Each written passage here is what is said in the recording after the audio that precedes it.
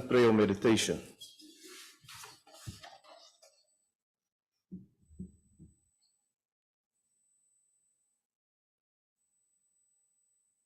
Please be seated.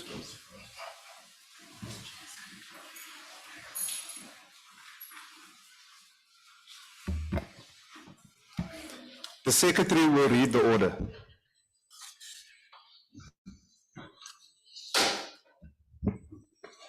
Debate on vote number 29, Agriculture, Land Reform and Rural Development Appropriation Bill. I now invite to the podium the Honourable Minister of Agriculture, Land Reform and Rural Development. The Honourable Minister.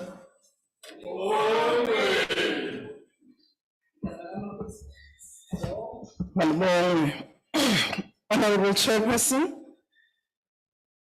Honourable Members, Deputy Minister Squacha and Tapa, Chairperson and members of the Portfolio Committee, members of our statutory board present here, our Director General and senior officials, the Special Master of the Labour Tenants, Professor Richard Levine, our Food and Agriculture Organization Country Representative, Dr. Babaganda Amadou, sector representatives in their various capacity. They may not be in this house, but I know they've logged in on the platform. Senior representatives in their various capacities, senior officials from the department and its entities, ladies and gentlemen, good morning. Absheni, Molweni, Khoyamawe, Sanbonani. 2023 marks the 110th year of the promulgation of the Native Land Act, which alienated the indigenous people of our country of their birthright, their dignity, and economic and social well-being from their land. This is a past that we all seek to redress. South Africa's rich agricultural heritage has long been an integral component of the nation's economy and cultural fabric. The lingering effects of apartheid and colonialism have created disparities in resource allocation, infrastructure, and opportunities for growth in the agricultural sector. Additionally, the multifaceted challenges have further hindered the ability of traditional agricultural areas known before as reserves to thrive. The limited market access of these rural spaces have curtailed the potential for economic growth and self-sustainability amongst these communities. In this financial year, we make a case for investment in these areas following the analysis that has been done by our Spatial Planning Unit and the economic team from the National Agricultural Marketing Council. This also follows engagement with traditional leaders through the National House. Through the work of this team, it is clear that if we restore even a mere 10% of land in the rural areas by putting it back into production, we can increase the real GDP by 59 billion over and above the business as usual baseline if everything remains the same. This could unlock approximately 500,000 job opportunities in agriculture and related rural economic activities. This assessment is supported by the work that some of our provinces have been doing and are doing in mapping the potential of land for various regions. If we take the Greening Mpumalanga project, where in each district, certain areas have been identified and supported, initial shoots have been positive, making it clear that investment, skills development, infrastructure development, and enterprise support can turn rural areas into economic districts. The work that we have done also confirms the research undertaken in support of agriculture and agro-processing master plan. We will upscale the mapping and geospatial analysis of our communities using our drones technology. This analysis will strengthen our understanding of these areas that is suitable for crop and what is suitable for grazing. Today, we are tabling vote 29 of the Department of Agriculture, Land Reform and Rural Development for your consideration, members, and support. The overall allocation for this financial year is 17.254.348 billion, including transfers to provinces as part of the Division of Revenue Act, as well as the entities that supports the work of the department in terms of our constitutional mandate. This 2023 allocation will enable us to implement programs that continue to address food security needs of our communities and our country, addressing land hunger, transforming spatial planning, and contribute towards the development of our rural areas in partnership with other spheres of government. At the same time, these resources will be channeled towards ensuring that agriculture, land, and rural sectors continue to play an integral role in the economic reconstruction and recovery. Honorable Chairperson and honorable members, it is almost a year that we have held the Summit on Communal Land Administration and Tenure. This was an important milestone in which, firstly, the democratic government has made a firm decision in divesting its trusteeship of land in order to ensure that communities under communal areas can own and administer their own land. Secondly, this move affirms the policy directives that South Africa has varied tenure systems, even though some of these have not been codified in law but have been practiced for many centuries. It must be noted, however, that government will continue to work with these communities and their leaders on a better land governance and administration system. The UN Working Paper on Land Administration puts this succinctly when it posits that, I quote, "Importantly, the administration of land resources has an important bearing on the democratic process. Structures governing access, control, and management of land are as much about democracy as they are about asset stewardship. Linked to this rule is the need to integrate land administration and management into the system of governance at all levels." The importance of land governance is not only critical for communal areas, but for all land, including that which has been transferred to communities through land reform programs. Deputy Minister Skwatsha will elaborate on the work that we are doing in this area. Honorable Chairperson and honorable members, working with other spheres of government through the DDM model, we are making interventions that will support rural enterprises as part of improving rural economies. In the past year, we have ensured that some young people who have been trained through NARISEC are absorbed into employment, working with the private sector players, as well as some of the government departments.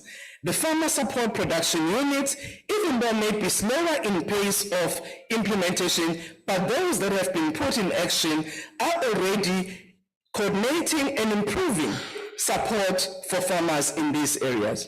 Deputy Minister Chapa will also elaborate on further work in relation to rural enterprises and infrastructure development, particularly rural roads in this area.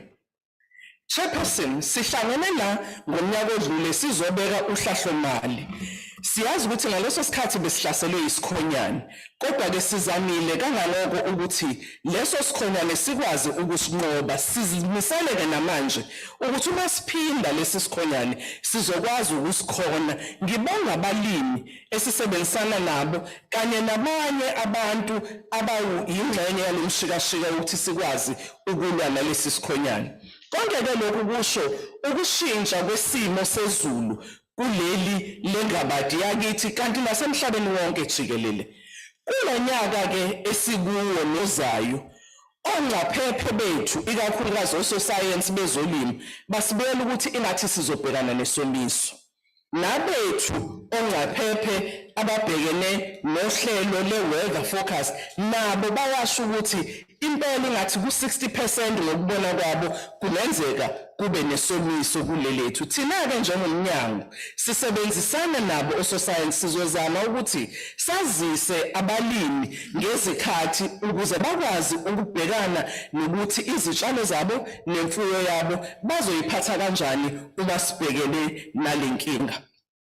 On the upside, South Africa's agricultural sector grew by a cumulative 25% in real value added, where approximately 55% of the value was generated from export earnings between 2020 and 2022. During the same period, the sector created about 50,000 new jobs, increasing the total number of people employed in this sector to 860,000.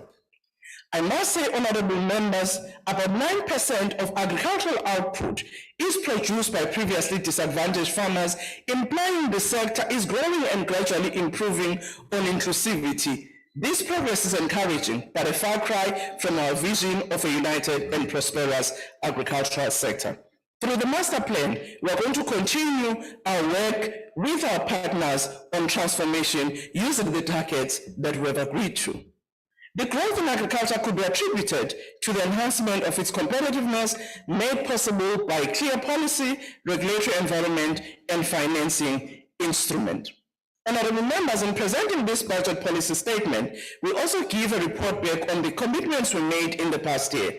We are also indicating priority areas in line with announcement of our President Ramaphosa, during his State of the Nation address this year, February. With regards to support to the farmers, which is one of the things that we indicated we will do in our last year's budget, through input vouchers from the Presidential Stimulus Initiative, commonly known as PSI, we have supported about 157,000 subsistence farmers. Through the land development support, we reached our target that we had set in our annual performance plan of supporting 83 farmers. Through the blended finance facility with IDC, 20 transactions have been approved, creating about 845 jobs, and 30% of that being women-owned businesses and 10% being youth. The blended finance facility with the Land Bank has approved 35 transactions, which thus far created 588 jobs. 33% of those being women and 27% being young people. We were also able to set up 2 demonstration facilities for hemp production, lesser than our commitment, owing to the availability of seeds, which we are addressing now with the Agricultural Research Council. And marketing opportunities for small-scale farmers, we have continued to open market access supported by our partnership with the stakeholders. And I'm sure Honorable Kapa will speak of her experience where, together with Boxer, have trained a number of rural farmers to be able to be ready for market in their retail shops. The farmer business development support has been undertaken, working with the Department of Small Business together with our industry partners.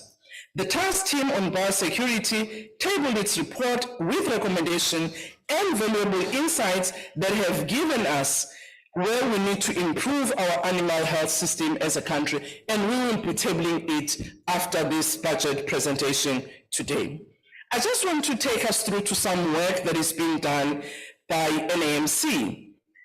I know that a number of us know it as an entity that gives us valuable insight in terms of information and analysis to both government and the agricultural sector. Such information has enabled agri-entrepreneurs to make informed decisions in terms of marketing of their products. Through the statutory measures and trust as provided for in our Act, NAMC has played a meaningful role in transforming our sector. Ngikhuluma nje kunyaka ka-2022, inani elibalelwa ku-986 million yamalevi nemali ye-trust ikwazile ukuthi ilekelele ikakhulukazi abalimi abasafufusayo, ibanikeze ucwaningo olufanelekile kanye nanokuthi bazilungiselele ukuhambisa imikhiqizo yabo emazweni angaphandle. In 2022 financial year, the Maize Trust has spent 17.9 million on transformation and has assisted 4,650 farmers who are active in the maize industry. Of these, 94 farmers are already commercially viable and 195 ready operating on 100 hectares on average. In Seed Trust, 50 million rand was spent by the industry supporting 124 farmers on cultivars, orchard development, farm equipment, irrigation, and preparation for export readiness. Of the 124 farmers, about 50 to 78 are exporting almost a total of 6 million cartons. In this financial year, the NAMC, working with our industry players, will ensure that the expenditure on trust and levies will now support identified commodities in line with the agriculture and agro-processing master plan. Siyaqhubeka ke ndabezitha Nkosi uMandela ukugqibezela eza-feedlots ezaseziqaliwe ukuze zikwazi ukulekelela abalimi abafufusayo. Lokho sikwenza sisebenzisana ne-Agricultural Research Council. Mangisho-ke futhi ukuthi sisebenzisana no-DTIC la kukhona izimboni ezithengwa nosomabhizinisi bangaphandle. Siyaqhubeka nokubeka imiqathango ezokwenza ukuthi lezo zimboni zizimisele ekutheni siguquguqule isimo sezolimo. As part of the acquisition of Pioneer Foods, for instance, by PepsiCo, a commitment of 300 million towards black farmers for upgrading their businesses and integrate them in the value chain was made as part of concluding that deal. Karan Beef and SK Cane Farming Pty Ltd and AAA Meat Pty Ltd deal is also going to create opportunities for black farmers in supply development as well as access to markets for small farmers. On cannabis master plan siyajabula-ke ukuthi njengamanje indlu yeshayamthetho la i-National Assembly isibhekana manje comments avela ngaphandle azobhekana noku-commercializer kwe-cannabis. Siyaqhubeka-ke nezakwethu ukusebenzisana ukuze senze ukuthi impela labo asebethole ama-permit abawu-397 bakwazi ukuthi bayisebenzise ngendlela yokuthi bakhiqize umnotho. Chairperson, support to black farmers in agriculture and agro-processing is an important vehicle to bring about transformation in the sector. To this end, we continue as a department to strengthen our blended finance where we are working together with IDC and the Land Bank. If you look at the transfers to provinces through CASP as well as Iliba Litsima, 15,853 farmers were supported through CASP and 25,781 were supported through Ilima Litsima. Singasho nje ukuthi abanye balabo balimi abathole lolu xhaso abafana noChade Groenewald olapha eNorthwest oyibroiler farmer namhlanje untombazane lo usekhiqiza izinkukhu olamthuthu abawu-40,000 icapacity yabo ngecycle. Kube khona-ke omunye umfana olapha eLimpopo eMleji eduze la kuhlala khona ubaba uMasipa naye otraine njenge-agricultural animal scientist kodwa ngongatholakali kwemisebenzi manje usefakela izinkomo ayithi izimbuzi kanye nezimvu 60 carcasses kulabo bafama aseduzane. Angimi-implicate ngiyancoma nje ukuthi bayasebenza ngakubo. Baningi abanye engingabasho abathole ukuhlomula. Ngishilo ekuqaleni ukuthi sizoqhubeka kulonyaka sibheke ekutheni sithuthukisa kanjani indawo zasemakhaya ikakhulukazi ukuthi umhlaba abawusebenzayo ubuyele kwezolimo. Mangisho ukuthi kulokho esikwenzayo ikakhulukazi mayelana nokuvulwa kwezimakethe siyaqhubeka nokuthi sivule izimakethe khona la ekhaya kanti futhi nasemazweni angaphandle ikakhulukazi kwindaba yase-Afrika kanye nakumazwe angaphandle lephesheya kwezilwandle. Lokhu sikwenza ngoba sikubona kubalulekile ukuthi kufanele sakhe amathuba abalimi bethu ukuthi bakwazi izinto zabo ziyemakethe. Mangisho-ke sihlalo ngingapheli nje ngokuncoma okuhle ngisho-ke ney'ndlala esinazo. Ingxaki yokukhiqiza amayeza remains our challenge. With regards to animal vaccine, and I know Honorable Masipa always raised this question, he doesn't raise it because it's nice to raise it, but because indeed it is important in ensuring that we support our head and our meat industry as a country. We've been working with the Animal Health Forum to see how best we can also support this industry by ensuring that there are other players that can come on an emergency basis. I must say that in my discussion with the registrar, he has advised me that indeed he did receive the application from one of the companies, Design Biologics, who had made an application, and this work has been going on between them. Yesterday, after they had responded to the company about the things that they need to improve and give information on, we have received such information. However, it is important to appreciate that even the company has said what they can be able to produce is booster vaccines to support the baseline that OBP is producing, which therefore means all of us as a government working with the industry, we must really make sure that OBP works and produces the vaccines that are necessary. As I indicated last week in answering the questions, ASPEN has been assisting us with their engineering capacity to really ensure that we can be able to utilize existing machinery to produce what we need. We are also engaging some of the suppliers of our freezer dryers, particularly the Germans and the Spaniards, to make sure that they assist us in ensuring that those are back into stream so that we can increase our capacity. Through ARC, we have now been able to ensure that we can produce doses for our FMD in order to ensure that we can rely in our local production. I'm raising this, Chairperson, because in my view, it's a matter that we must continue to engage with.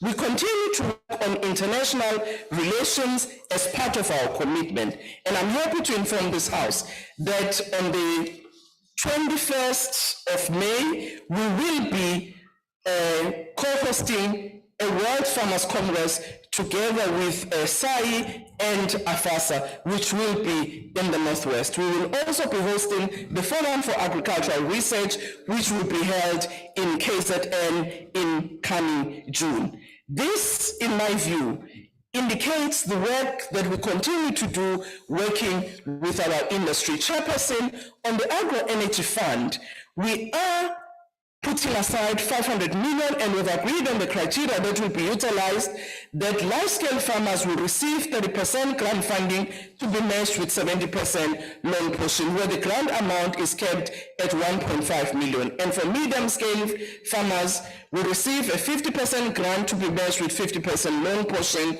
and the maximum cap will be $1 million. And smallholder farmers will be supported by a grant portion of 70% to be matched with 30% loan. For this category, the maximum grant funding is capped at 500,000. We know that this may not be as much, but in our view, it is going to go a long way in assisting farmers. Your time has expired. Thank you very much, Chairperson. I trust that honorable members will appreciate in their engagement some of the efforts that are being made, but also help us to improve where some challenges remain. Thank you very much. Thank you, Honourable Minister. The next speaker is the Honourable Mandela.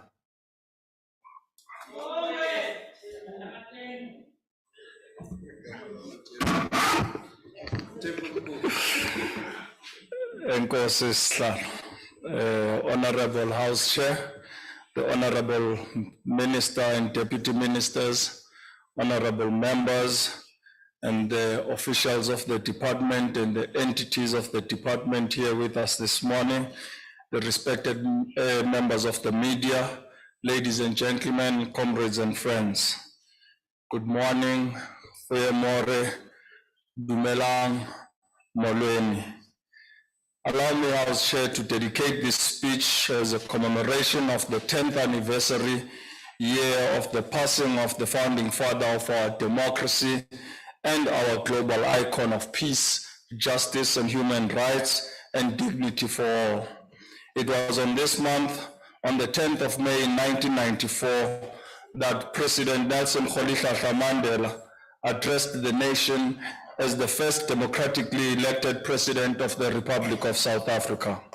On that historic day, he rallied the nation and called on us to act together as a united people for national reconciliation, for national building, for the birth of a new world, saying, let there be justice for all, let there be peace for all, let there be work, bread, water, and salt for all. Honorable members, this budget, Vote 29, responds to that call, and I wish to thank the Honorable Minister Thoko Didiza and the Department of Agriculture, Land Reform and Rural Development for the work done over the past year and for driving the annual performance plans that guide the work of the department and its public entities. We have, House Chairperson, engaged robustly and along with our colleagues in the Portfolio Committee on Agriculture, Land Reform and Rural Development, we have engaged communities and stakeholders impacted by the work of the department and its institutions through our oversight function. This is a participatory democracy in action and restorative justice at its best. We are deeply conscious that the land is central to South Africa's transformation agenda, and we have fervently driven this agenda to ensure that land reform is accelerated. We have accomplished much, but the pressure to accelerate even faster is real and hangs over us like the sword of Damocles. We must feel the breath of our people on our necks as their existence, survival, development, and future prosperity depends on the success we achieve in land reform, restitution, and redistribution. This is the promise we made at the dawn of our democracy when President Mandela said, "Let there be peace for all." Honorable House Chair, when Madiba said, "Let there be work, bread, water, and salt for all," we all understood the enormity of the promise. We understood the magnitude of the commitment to create work for all. We understood the power of unlocking the economic potential of our land and the vast potential that agriculture and agricultural industries holds to contribute towards that goal of creating work and reducing unemployment. Over the past 3 decades, the department has tirelessly driven that agenda through various programs ranging from support to small-scale farmers, agricultural extension programs for rural households, and subsistence farming through to its various funding mechanisms for commercial farmers, be that through agricultural research, opening new markets for agricultural products, and building marketing capacity of the agricultural sector. That work continues unabated in the current 5-year strategic framework by accelerating land reform, catalyzing rural development, improving agricultural production, stimulating economic development, and food security. House Chairperson, these goals are aligned with the stated outcomes of the department, including improved governance and service excellence, special transformation,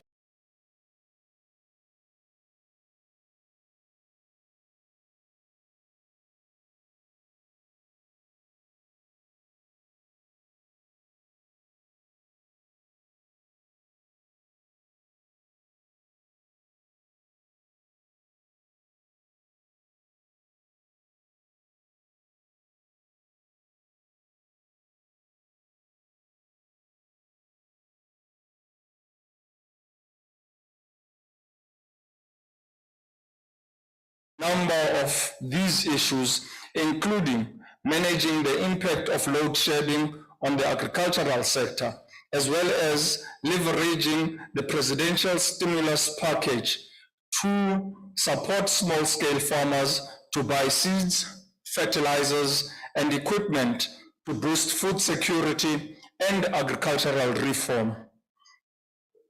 In addition, during SONA 2023, he strongly supported the 4 master plans in the areas of cannabis, hemp, the agricultural and agro-processing, poultry, and sugar. These master plans hold the immense potential for job creation, expanding markets, and expanding the agricultural sector value chain. I want to especially address the enormous global market in hemp for creating biochar fertilizers, biofuels, textiles, and building materials. Last week, we witnessed a world first with the announcement of the imminent opening of a 12-story hotel made of hemp building materials right here in Cape Town. This is an amazing contribution towards the greater energy efficiency, the reducing of the carbon emissions footprint, and the process of carbon sequestration that is driving a greater awareness of the realities of climate change. We eagerly await the approval of the hemp seed development scheme, as well as greater clarity on how the department is capacitating subsistence and smallholder producers to participate and fully benefit from all master plans through the development of rural economies by enhancing production capacity, ensuring food security, and creating employment for all. Honorable Chairperson, we are confident that the leadership will take into consideration the remarks and reconsideration and recommendations made by the Portfolio Committee and look forward to continuing engaging the department towards improved efficiency, enhanced accountability, greater development impact, and advancing the national agenda. We are cognizant of the impact of load shedding and the risk that it holds for the sector. We have as a collective a responsibility to continue seeking solutions and improving the ability for more effective risk management. I want to single out the recommendation for the department to submit a legislation and policy review with clear timelines and resources for processing and finalizing in the current financial year and when this will be introduced to Parliament. This is of paramount importance and must be prioritized with all earnest. With respect to the public entities, we have already acknowledged the invaluable role of these national assets in advancing our agricultural sector and driving our strategic programs of land reform and rural development. They are pivotal in the development of the sector, and we must ensure that they deliver on their mandate while strengthening governance, improving efficiency, and extending our strategic position, especially in the initiatives such as 4IR. We remain thankful for the stakeholders in the agricultural land reform and rural development for the role that they play. Without you, the goal for food security, land justice, and rural development will remain beyond reach. Only by working together, we are able to achieve the vision which we set out at the dawn of our democracy. Honorable House Chairperson, the ANC supports the adoption of the Budget Vote 29 and its related APP goals and targets. Allow me as I conclude, being a citizen of a rural community in the tiny village of Mvezo on the banks of Mbashe River, take this opportunity to invite you all in the ministry and all the colleagues and officials of the department and its entities to the Mandela Marathon on the dusty streets of Mvezo in Nkunu, where the global icon and founding father of our nascent democracy was born, which will be taking place on the 13th of May in Nkunu and Mvezo Komkhulu. I thank you. Thank you, Honorable Member. The next speaker is the Honorable Masipa.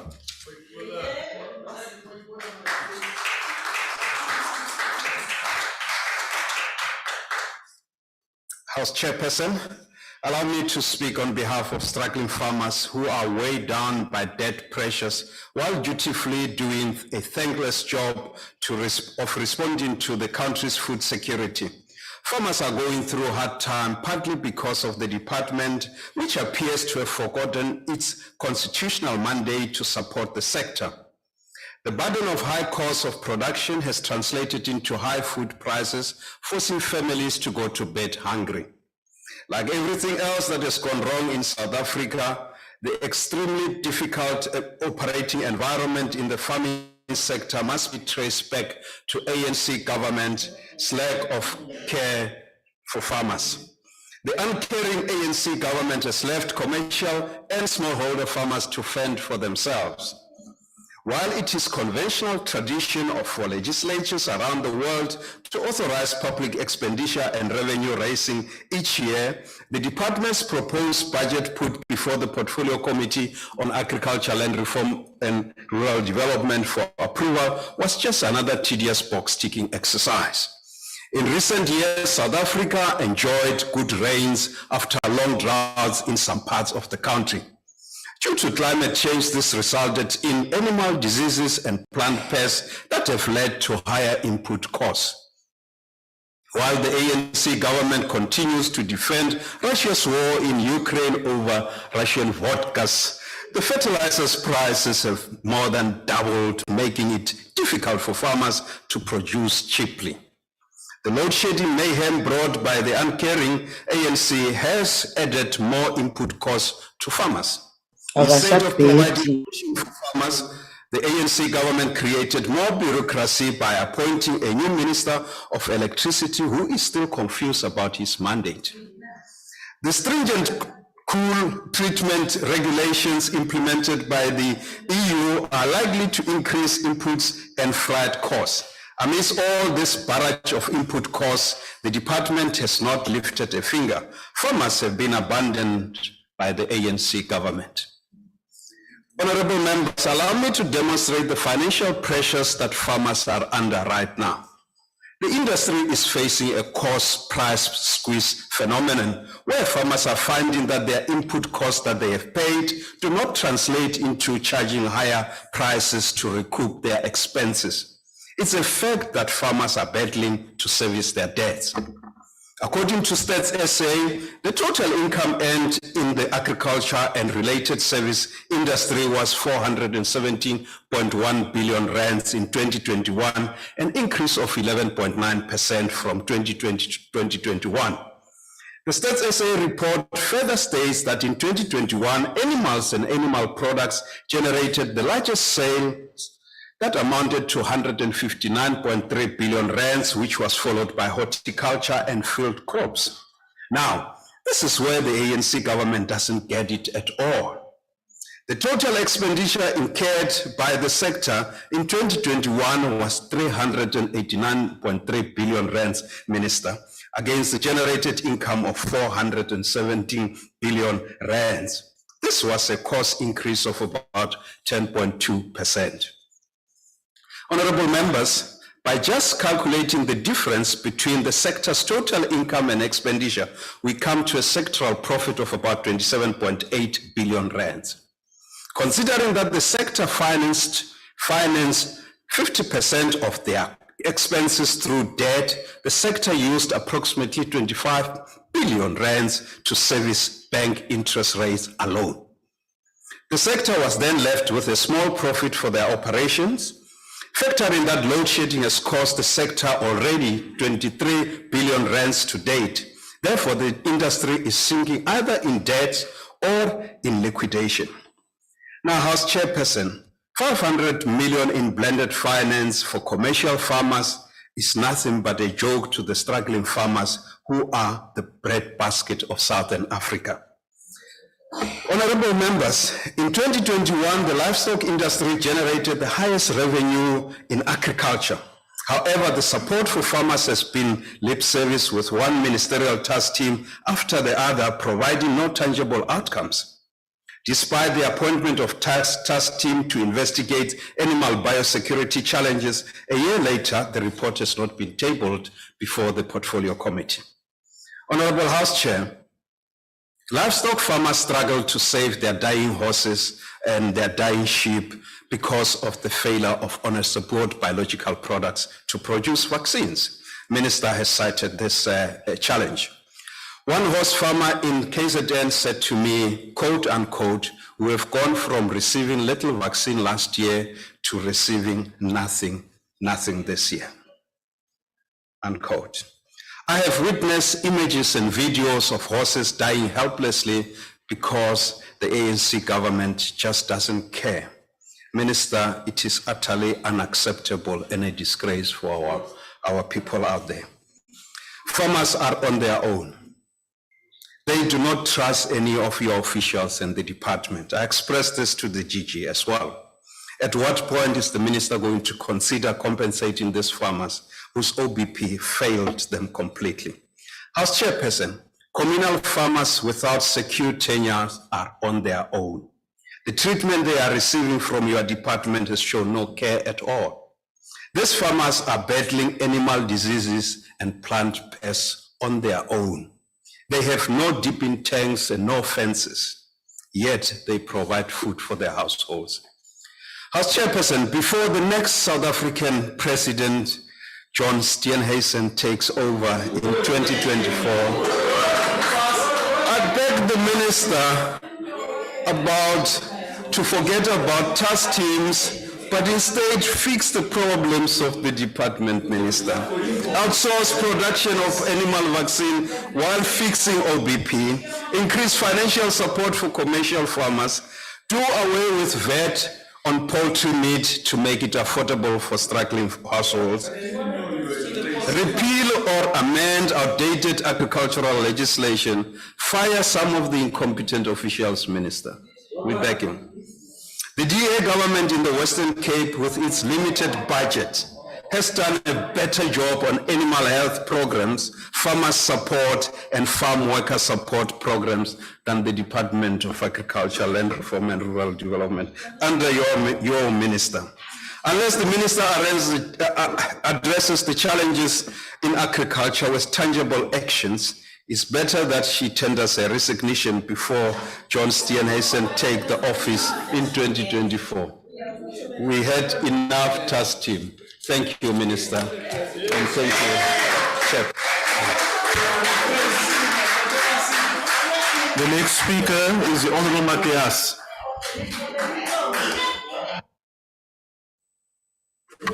Thank you so much, Honorable House Chairperson.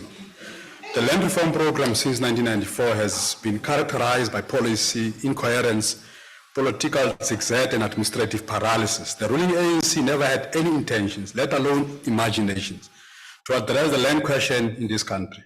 This was shown by the appointment of a certain Hanekom as the first minister tasked to oversee the land reform under the ANC government. The 1994 government preferred a bourgeois-inspired land reform with its narrow redistribution of land, usually to a limited group of beneficiaries over agrarian reform. As the latter is more progressive, developmental in nature, and covers not only a wide distribution of land, but also the provision of infrastructure, extension support services, and a wide range of programs of redistributive and democratic reforms in the areas of land use rights and tenure security. Robert Sobukwe in 1959 warned us about the ANC and its betrayal inclinations in relation to the land question.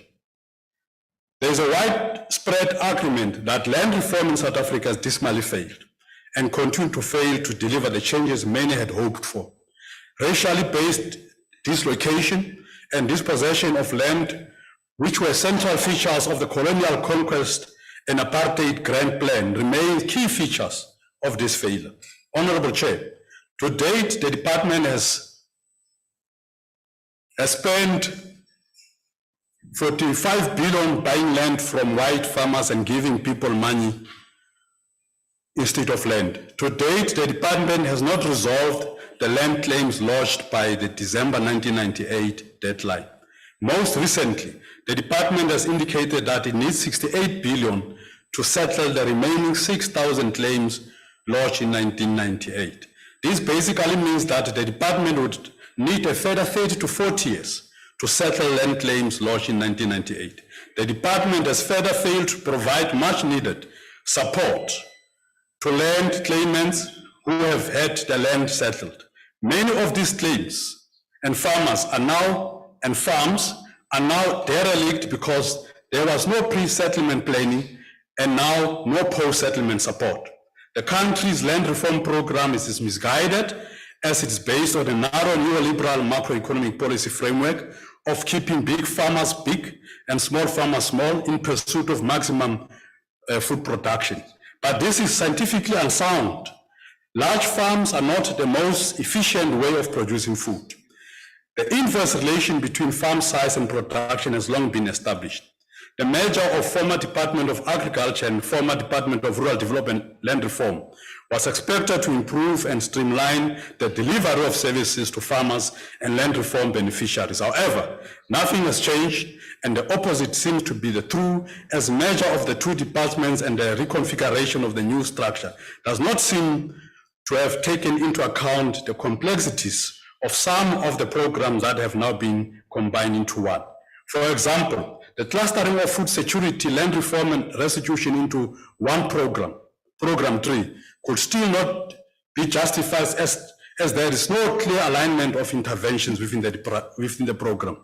Land reform, which has become a sub-program of Program 3, is not only about availing land for agricultural production, but also for human settlement, tenure reform, and security, as well as economic development, which may not necessarily be agricultural based.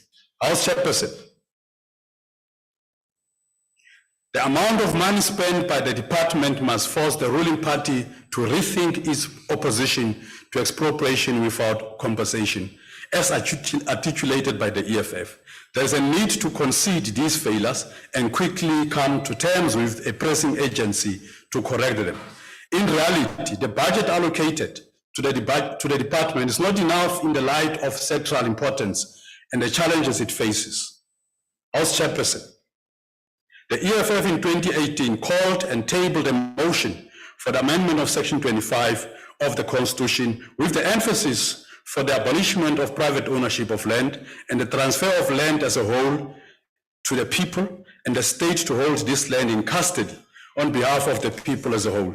This noble mission was forestalled and frustrated by the ANC with the collaboration of its right-wing allies led by the DA and Western lobby groups. We are of a firm view that there is only one way out of this conundrum and policy paralysis, and that is the expropriation of all South African land without compensation for equal redistribution. This is the only way we can significantly alter the agrarian class structure and power relations for rural communities, and to ensure that the aspirations of the Freedom Charter and the aspirations of Robert Sabukwe in the realization of the resolution of the land question is resolved fundamentally. Lastly, the economic freedom fighters reject this budget vote. Thank you.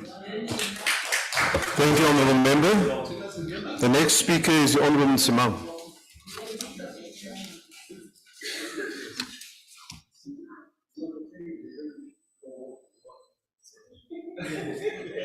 Honorable House Chair.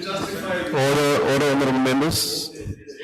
The purpose of Budget Vote 29 is to provide equitable access to land, integrated rural development, sustainable agriculture, and food security for all.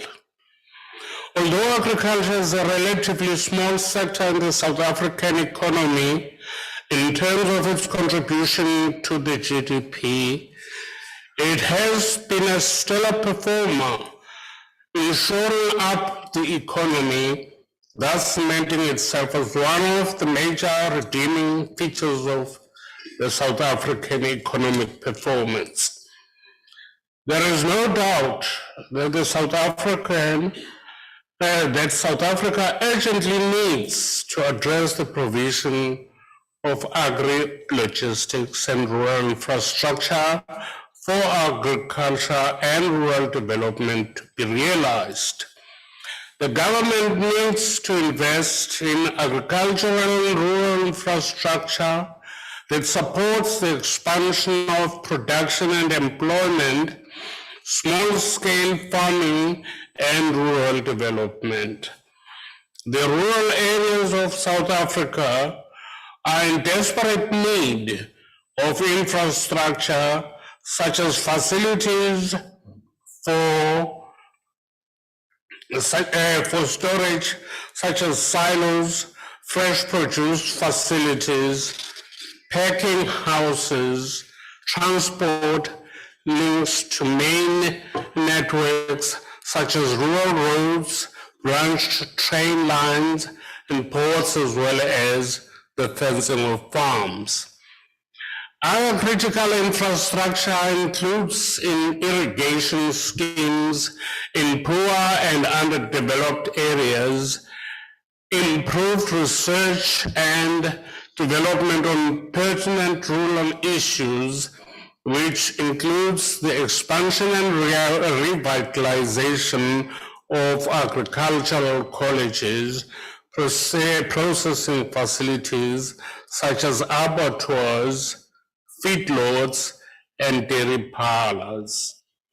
Therefore, the IFP welcomes the budget's commitment to critical infrastructure, including transport and logistics, water and sanitation. However, considering that under the current government, we are still battling the cancer of corruption, one could only be hopeful that there will be no misappropriation of funds that will hamper the much-needed rural agricultural development.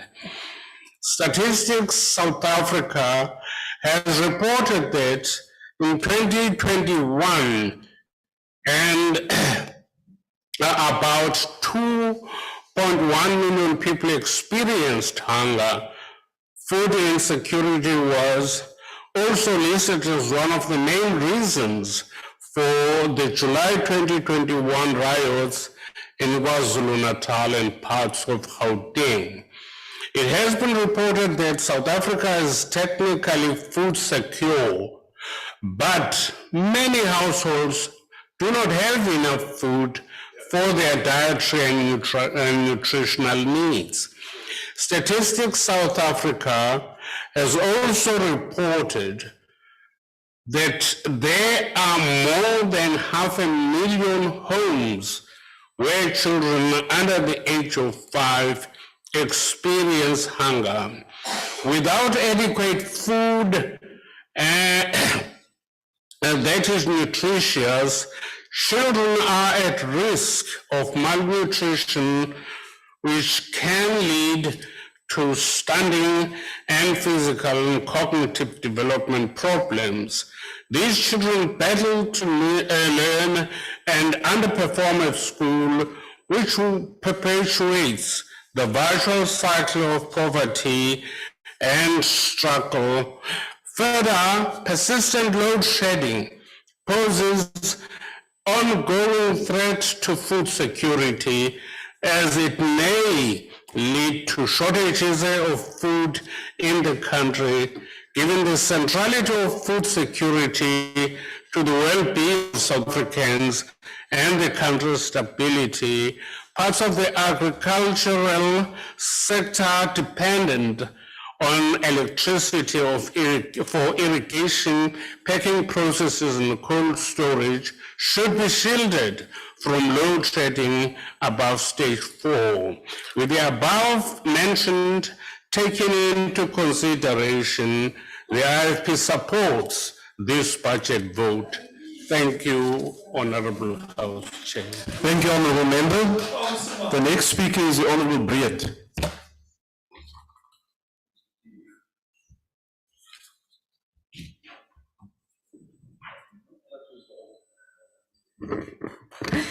Dankie, agbare huisvoorsitter. Landbou is een van die belangrikste sektore in Suid-Afrika. Nie net is dit jaar op jaar een van die industrieë wat die meeste werk skep nie, maar tot die BBP ook bydra. Dit is verantwoordelik vir kos op elke Suid-Afrikaner se tafel, elke dag, 3 keer op 'n dag. Die departement van landbou is dus een van die mees belangrike departemente op die oomblik, aangesien dit met voedselsekuriteit van die hele Suid-Afrika te maak het. Dit wil egter blyk of die departement gruwelooslik is om die landbouers en die mense van Suid-Afrika te faal.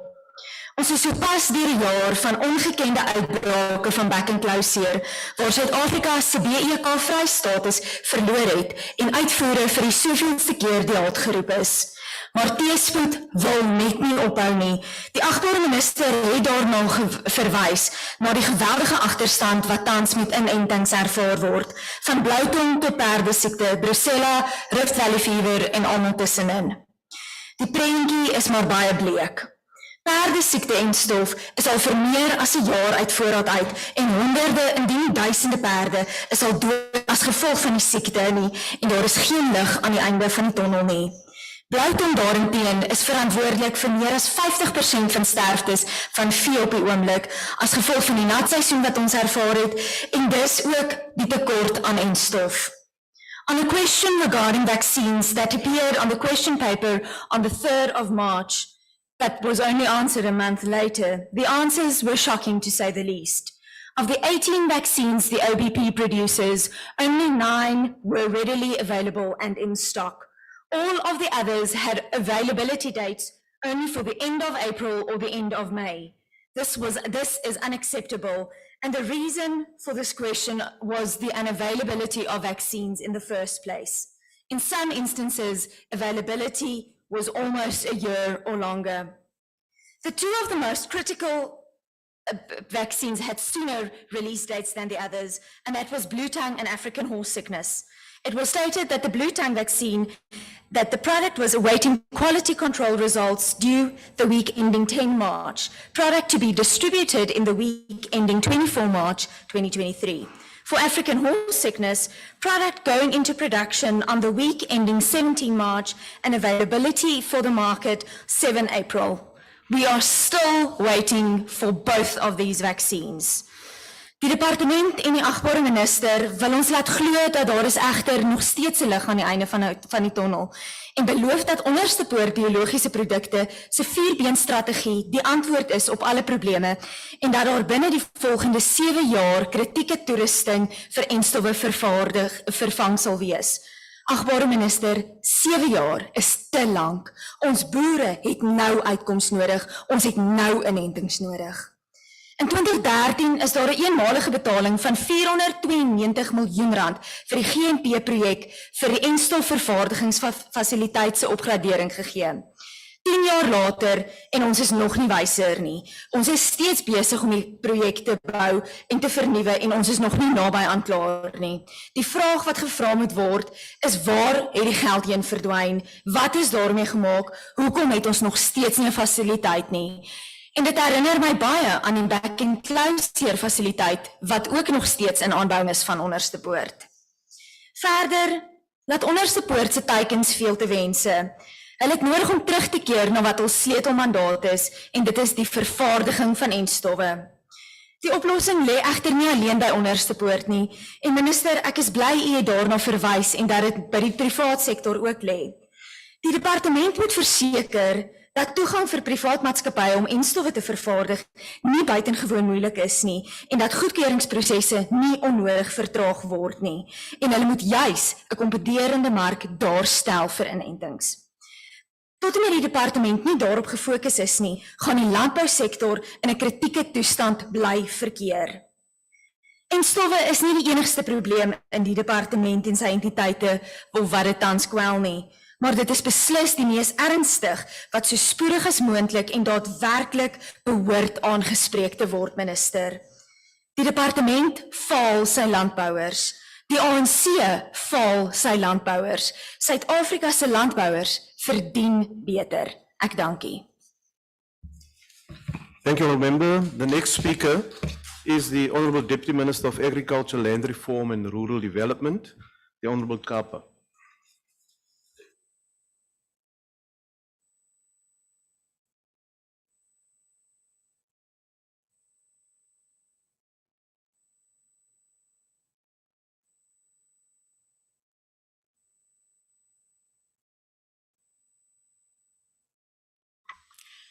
Ngabile zinto apha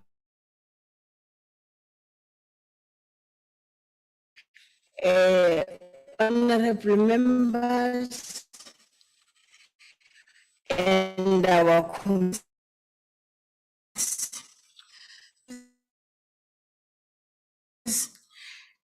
today, so because it's a very important day where we are actually saying to South Africans, we are talking about what is already done, what is currently being done, and what funds are allocated to which programs going forward.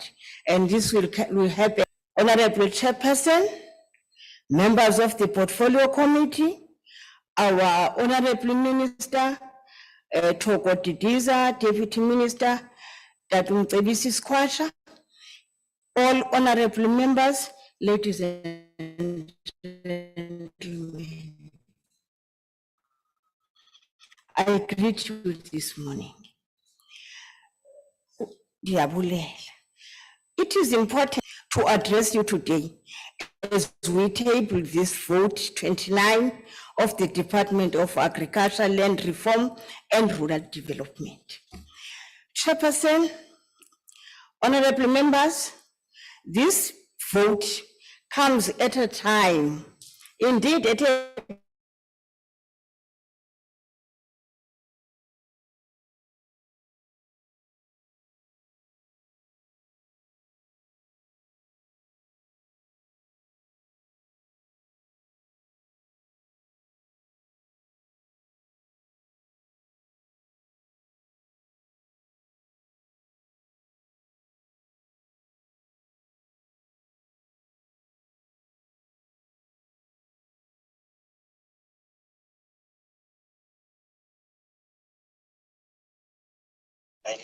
House Chair, we keep on losing sound from M46. Please, even now we lost honorable member. Please. Actually getting a special provincial.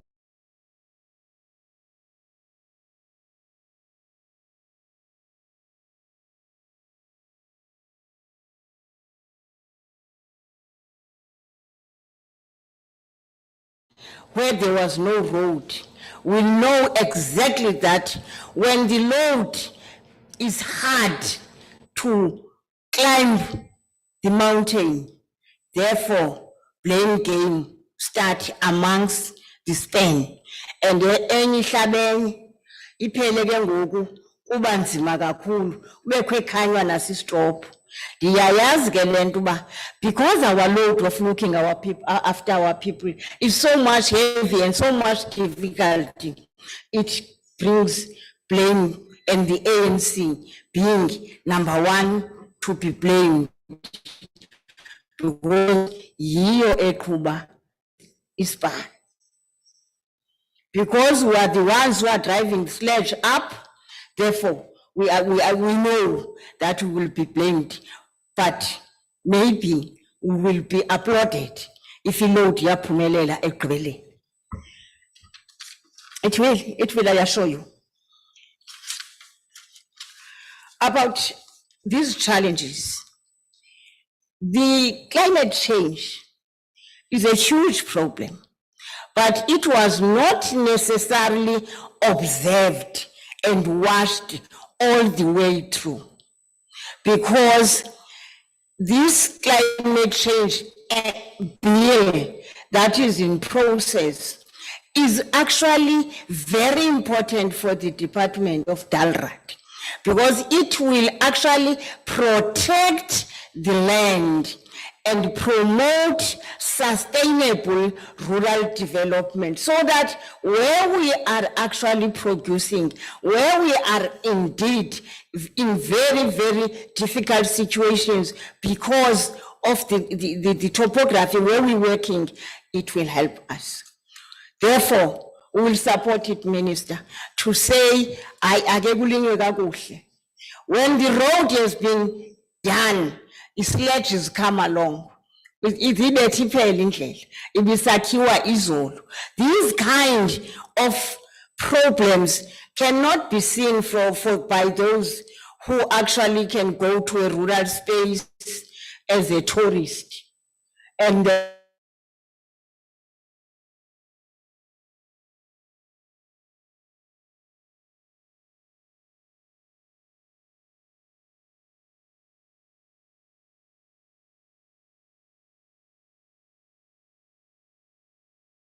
they're looking for votes. People think they are bringing jobs in bags and go to them only to find that the jobs are not today, are for the future. And they go back and sit in their poverty.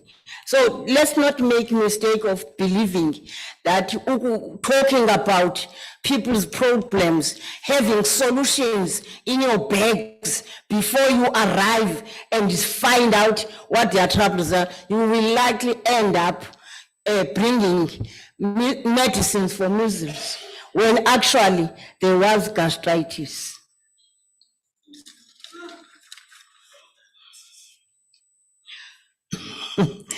This department is responding to these challenges that are caused by natural disasters, which are actually all over the planet. And what we do as this government, we are in Mpumalanga working very, very hard in KwaZulu-Natal, in the Eastern Cape, where there has been terrible effects caused by the disasters, natural disaster that is indirectly man-made by not loving our land, by not preserving it, and forget what we agreed in Beijing when we were saying that the development will actually depend on sustainability when we love the land and see it when it is bleeding. All we do is to harvest it at the end of the river with a new name of sand. Ngumhlaba wethu lo siwumbapha kuthiwa isand cha uhlanjiwe. The department actually has decided through all the policies that are available and guidance to say, let us partner. Thanks, the portfolio committee agreed to this. Partner with all like-minded agencies as well as sister departments to actually partner, ensure that rural development partners with them to begin to deal with the disaster being created by these heavy rains on rural roads. So at the moment, in this current budget, we are busy doing that. Almost 11 has been allocated budget. Rural roads that goes to farms. The rural roads that actually brings together the villages that are somehow in a way being thrown away from where they are by the demarcation. Yabona pha ezilalini ungaya ngapha nangapha ngoba kaloku okokuqala demarcation doesn't look into the river that you will have to cross if you are allocated to another ward or to another local municipality. A case that one understands is when people could not cross at Tikitikin, the Ntabankulu that used to buy from Flagstaff, and now is actually have to go and buy in Ntabankulu further and further. Asoze siphinde siyibone ke mhlali ngaphambili. Any old woman like myself, if I were drumming, ayowela lapha. Definitely lento ye-integration imandi that we work integratedly. What was rural development and what was DALRAT. What we are now, we have funds that we got from DPSA, funds that came from the local municipality in their infrastructure grant, as well as what comes from rural development branch. Now that river, that bridge has been handed over to never mind who, but it is for the communities themselves. The funds have been made available. I really like what these women that minister we appointed. One for infrastructure development, one for economic development. They are doing very, very well. They have come with budget for that river. even when it was an emergency. It was not earlier on the plans, but abantu baphaya are very happy. Ningarisaya ngoba bayasithanda bayayibona indlela yabo iyakhiwa. But most unfortunately, xa besiwa ngapha ngase Alfonso from OR Tambo, the thing that is worse, akukho ndlela eya ebridging. So even if the bridge binokwenziwa, but these wise women, TTGs, they actually got the money to actually construct the road straight to the villages. Futhi eza villages yavuya ngoba ngamanhlani. Kwakuthathwe ipisi yamanye amanhlani yawubekwa kude namanye xa bezongcwaba xa bezokwenza isiko xa bezotshisa imixhaka, they had nowhere to, but today their life is improved. That is what we call social cohesion. It's not about having millions and billions, it's also about life, social cohesion, taking care for each other, and not to compete how many dollars you have collected today. Nihambe niyepha uqashqashwe imali, niyobala imali eniyicholeyo.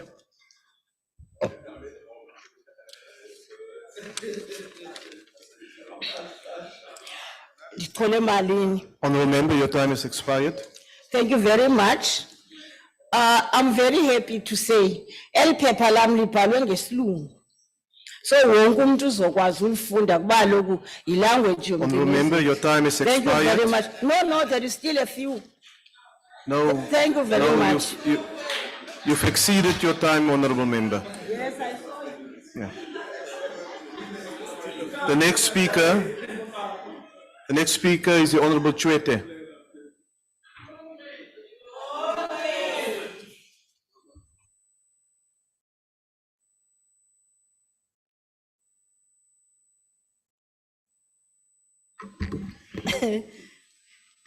Gosh.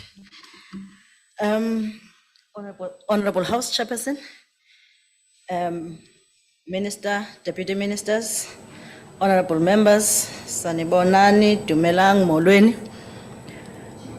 Honorable Chair, in supporting the adoption of Budget Vote 29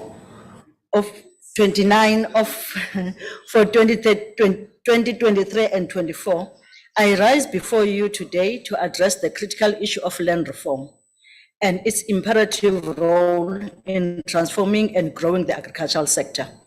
The ANC in 2019 elections manifesto demonstrated a strong commitment to addressing land reform as a critical issue, acknowledging the historical injustice and aiming to create a fair and inclusive land redistribution program that promotes economic growth, rural development, and social justice. In addition, the ANC manifesto emphasized the importance of agricultural development, job creation, food security as key outcomes of effective land reform. By addressing the historical disparities in land ownership, we can create a level playing field for all South Africans, particularly the previous marginalized communities. To achieve these objectives, it is essential to focus on creating small and medium Black farmers who can actively contribute to the agricultural sector and to guarantee the country's food security. Through dedicated support and financing, we can provide these emerging farmers with the tools, resources, and knowledge necessary for success. This not only benefiting the individual farmers, but also stimulates job creation for further bolstering our economy. The department's outcome for spatial transformation and active land administration plays a pivotal role in economic transformation and job creations.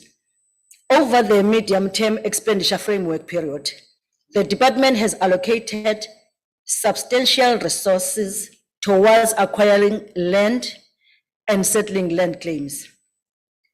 An estimated cost of 2.9 billion has been allocated to acquiring 115,467 hectares of land, with an additional 676 million dedicated to acquiring 17,965 hectares for farm dwellers and labor tenants. Uyava, Honorable Tato Matias. Furthermore, the department, in collaboration with Commission on Restitution of Land Rights, aims to settle 1,263 land claims over the MTE period, with this projected costs of 12,500 billion. The allocation of funds reflects the commitment to restitution, with the restitution sub-program receiving 41.9% of total budget for Program 3.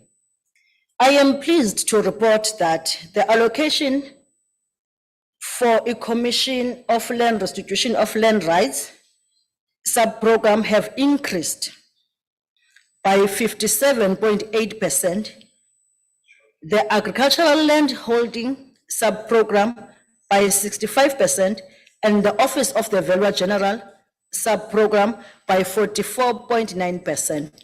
If you look at these increases, it is above 50% of the previous budget. Tatu Masip. These increases demonstrate the government's dedication to driving progress in land reform and ensuring equitable distribution.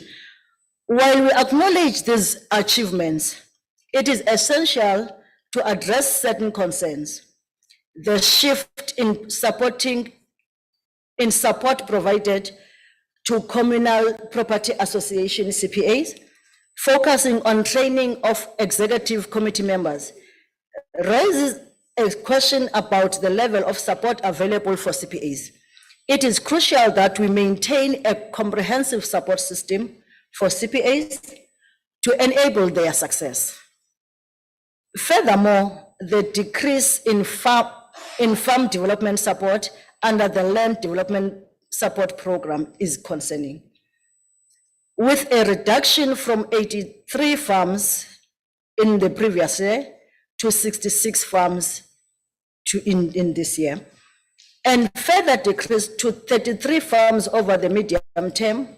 We risk setting up land reform beneficiary for potential failure. Complementing post-settlement support is vital for ensuring the sustainable and success of these farmers. Singabanika umhlaba sibayeke.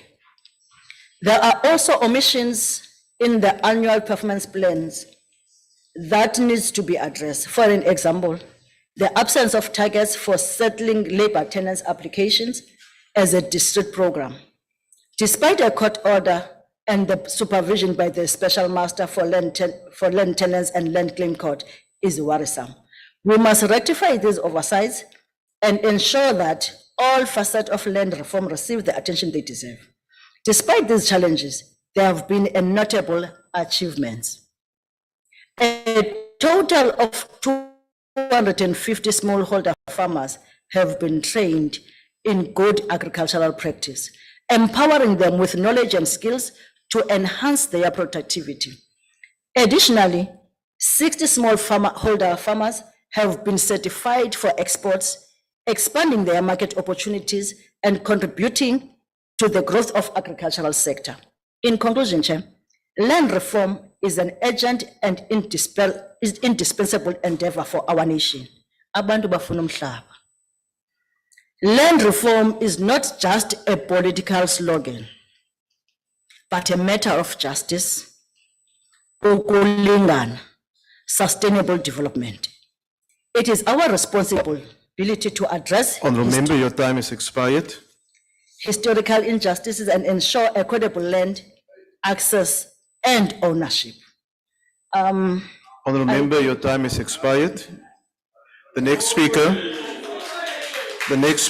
is the Honourable Deputy Minister of Agriculture, Land Reform and Rural Development, the Honourable Skwatsha.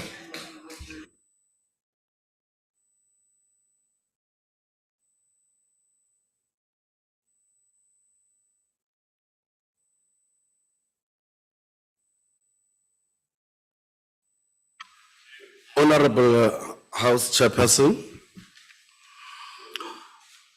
Honorable Minister Titiza, Honorable Deputy Minister, Honorable Chair of the Portfolio Committee, Honorable members, board members of our entities, senior officials, ladies and gentlemen. Firstly, I want to salute this brave, courageous woman who stood before us this morning to deliver her responsibility in terms of the budget vote, despite receiving sad news of the passing on of her aunt. I salute you, Minister Titiza.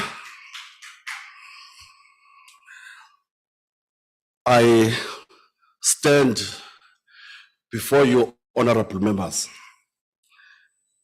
to deliver this budget speech in honor of a son of Otoren, a former organizer of the African National Congress, someone who graduated to become a member of parliament, whose mortal remains will be laid to rest on Sunday the 14th in the Poland area of Ashton. His name is Cora Dikgashu. Tomorrow, 10th May, it will be 29 years since the first democratically elected president was inaugurated. As we meet today, we should always remember where we come from. Indeed, we stand on the shoulders of giants. Who can forget these lines which were shared on that day? And I quote him, "Never, never, and never again shall it be that this beautiful land will again experience the oppression of one by another and suffer the indignity of being the skunk of the world." Close quotes, Nelson Mandela. We also need to recall that the first act he signed into law was the Restitution of Land Rights Act 22 of 1994. Quickly, on the heels of that signing, he gave the first restituted land to the area of Elandskloof here in the Western Cape. Honorable Chair, land redistribution, tenure reform, and restitution of land rights constitute the backbone of land reform in our country. A lot still needs to be done, we agree, for us to make a meaningful impact on the skewed land ownership patterns. On land acquisition, to achieve the goal of equitable access of the land as enshrined in the Constitution, the department acquires and allocates land under the Land Redistribution Program. In the 2021-22 financial year, we reported that we acquired 57,000 hectares of land. In this financial year, we acquired 51,000, and through plus, we exceeded our target of 35,000 hectares. In 2023-2024, we intend to allocate 36,711 hectares with our allocated budget of 427 million. Should mention that the high land prices are still a challenge. The rejection by landowners of values determined by the value general remain a reality and a challenge, especially in the Western Cape. This delays the finalization of some land claims and land reform in general. On land tenure reform, in the previous financial year, we acquired 3,154 hectares. The department has set aside a budget of 218 million for acquisition of land to address security of tenure. In this regard, the department intends to acquire 5,685 hectares of land in the current financial year. The land to be acquired for tenure security addresses different land tenure needs, including settlement of labor tenants, applications, and extension of Security of Tenure Act. On labor tenants and the special master, as the minister had indicated, to give effect to this constitutional promise, the department has prioritized the settlement of outstanding labor tenants claims. The Land Claims Court appointed the special master on labor tenants to work with the department on expediting the settlement of these labor tenants claims. The department received a total of 20,325 applications in 7 provinces, with most claims in Mpumalanga and KZN. A total of 10,992 claims have been finalized, with 9,333 claims still outstanding. Honorable members, working with the Office of the Special Master on Labor Tenants, a labor tenant implementation plan has been developed and approved by the Land Claims Court. The department is currently processing applications for awards of land by labor tenants. On the CPAs, currently more than 1,700 CPAs have been established and registered nationally. In the past financial year, we registered 18 CPAs and over 3,000 CPAs members received training on governance of these entities to ensure compliance with the Communal Property Associations Act. In 2021, we did say that we'll be starting with an audit of CPAs and that it would take 2 financial years. Today, we can report that the audit was finalized at the end of April this year, and the department must still receive the report to consider the way forward. The provincial presidential imbussos led by the president have been of such help in assisting the department to have interaction with CPAs.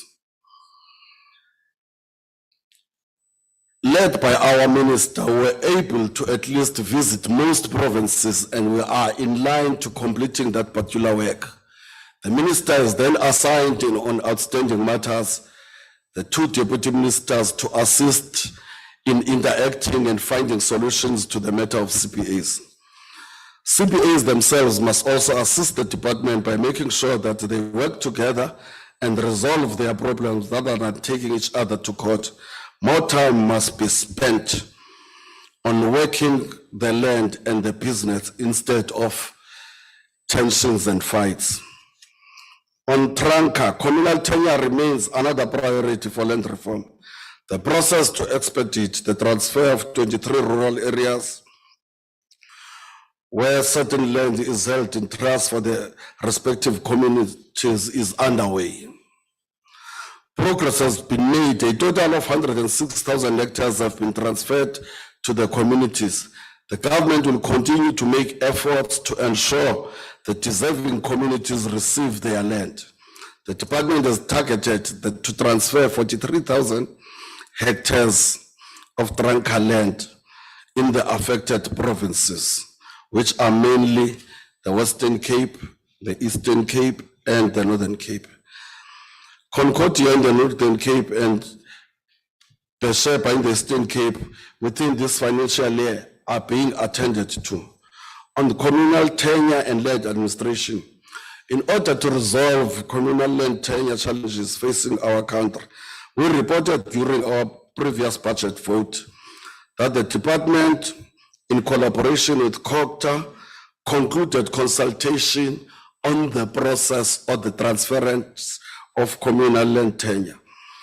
I can report to you that this matter is far advanced. Cabinet has now attended to this matter, and the interministerial committee led by the Deputy President is on the process of finalizing this particular matter so that the minister can do what is expected of her. On restitution, On the 19th June this year, we will be marking 110 years since the enactment of the 1913 Native Lands Act, which dispossessed and robbed millions of our people their land and consigned them to lives of deprivation. There is no greater grief than the loss of one's land. 2023 marks 29 years since the enactment of the Restitution of Land Rights Act.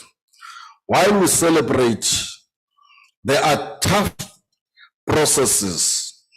While we celebrate the milestones achieved for the thousands of people who have benefited through this program, we are mindful of the processes that are frustrating those who are yet to receive their land back. One of those milestones I want to refer to is the beautiful success story, Minister, of Luyolo land claim in Simonstown down here in the Cape Metro. As we speak, people who are forcibly removed are moving back into their houses, built for them in Simonstown where they were forcibly removed. Soon we will be witnessing a mass going back home celebration where more than 80 claimants will be receiving keys to their properties. One such claimant beamingly called me, Minister, is 76-year-old Broadhurst Tona, who called requesting that I convey to you and the government of the Republic his appreciation for such a wonderful achievement. The Commission is committed to accelerate settlement and finalization of land claims through a backlog reduction strategy and the close monitoring of performance throughout the year. A total of 82,761 land claims have been settled to date, and many communities who were previously displaced have received their land, with some having opted for financial compensation. Honorable Deputy Minister, your time is now expired. On the office of the Valuer General, the last thing I just want to say, Honorable Deputy Minister, your time has expired. as I walk into, thank you very much, Chairperson. Thank you. I wanted to thank you.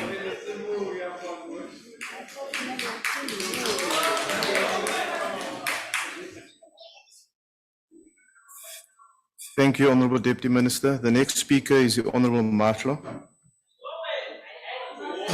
Chair, on the point of order, Chair. Chair, a point of order. Who is rising on a point of order? It's the What is Honorable the point of Tring, order? Chair. Who's the Honorable member rising?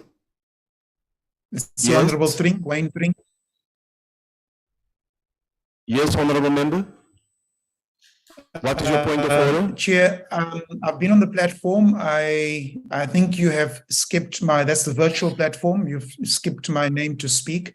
So I'm not sure if you are aware. I've asked for our officials to alert the table Let me staff. address Apparently this. they've Let me been address, alerted. let me address this matter. Honorable members, you will recall that there's been a number of discussions. There's been a number of discussions amongst the whips of political parties to get members back to work in Parliament physically. And that is why we've arranged 2 sessions, physical sessions. And in the Chief Whips Forum last Wednesday, and one of the members of the Chief Whips Forum is sitting here, an appeal was made, an agreement was reached, in fact, for all members who will be participating in budget vote debates will be here physically in person. That is the agreement that was reached. Now, the ACDP was part of the meeting of the Chief Whips Forum that I attended and addressed this matter. And they were also in the National Assembly Programming Committee where the same matter was raised. And at no stage before the debate today did we get any indication from the whip of the ACDP that the members will not be physically in the House.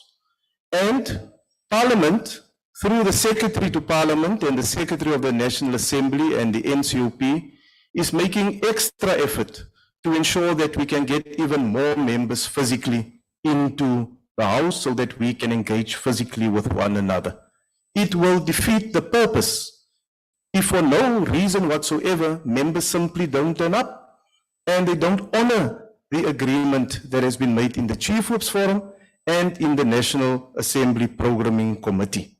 That is where we are, Honorable Tring, and unfortunately we did not receive any indication that you will not be here.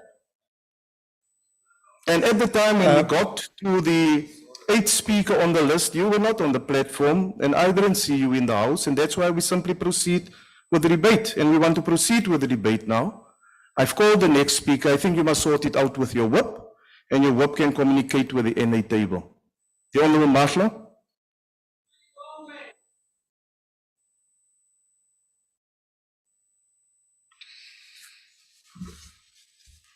Honorable Chairperson, Honorable Minister and Deputies present, Honorable members and officials of the department, all protocol observed. Honorable Chairperson, the allocation of resources for rural development in Budget Vote 29 is indicative of South Africans' commitment towards the development of our rural communities. In line with the objectives set forth by the Economic Reconstruction and Recovery Plan and the National Development Plan, Vision 2030. The ERRP and the NDP overarching plans provide a strategic roadmap for the development of our rural areas, ensuring that are integrated and inclusive, with access to quality basic services and economic opportunities while equally addressing the legacy of the apartheid skewed development patterns. Honorable Chairperson, the ERRP recognized the crucial role of rural development in revitalizing our rural economy and emphasize the need to invest in rural infrastructure and agrarian reform.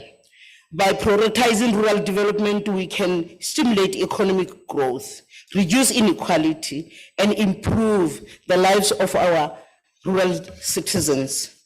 The NDP sets out the comprehensive vision for the future of the nation, aiming into eliminating poverty and reduce inequality by 2030. It identifies rural development as a key driver of economic transformation, emphasizing the importance of integrated and inclusive rural economies. Honorable Chairperson, the NDP envisions rural communities with access to quality basic services such as education, healthcare, and public transport, providing the foundation for the sustainable development and social progress. In line with the overstretching plans, the medium-term strategic framework has set specific targets for the rural development program, which we must strive to achieve. Honorable Chairperson, the Portfolio Committee has rightly noted the progress made and challenges faced in meeting those targets. Allow me to highlight some of those key objectives and targets established in the MTSF. Training and employment of youth. The MTSF aims to train and empower young people through the National Rural Youth Services Corps, which is called Nazareth. And while we have the commendable progress by increasing the number of training to 4,500 in 2023-2024, the subsequent decrease in targets to 1,500 in 2025-2026 raise a concern, given the high rate of unemployed youth in our country. We must double our efforts to provide more opportunities for our youth. Honorable Chairperson, equipping them with the skills and knowledge to contribute meaningfully in our economy, it is one of the most important things that we must do as South Africans. The second target, Chairperson, Honorable Chairperson, job opportunities and entrepreneurship.